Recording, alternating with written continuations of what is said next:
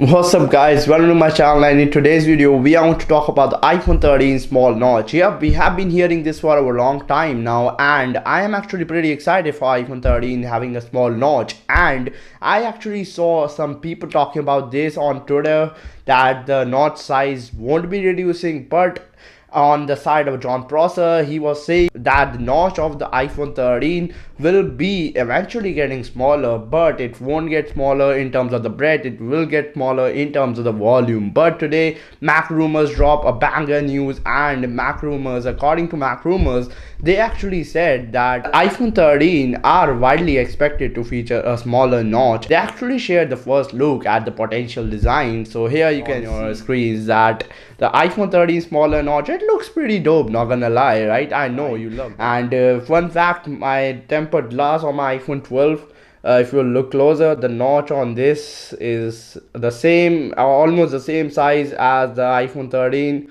So yep, I'm the next John Prosser. So when I first heard about this, I was like a bit shocked, because when they dropped the article, I got the notification and I was reading the article, and then I was like, wait a minute. John Prosser actually said that the volume of notch will be getting reduced, but this is just other thing. I mean, this is just not at all similar to the iPhone 13 renders and all that we saw till now. And a lot of reports that we heard from leakers, and one of the most reliable leaker, that in my opinion is John Prosser. And John Prosser said that the volume of notch will be reducing, but then yup, I actually recorded this video earlier when I was scripted that I'm really confused and all, but now I actually saw John Prosser tweeted out this.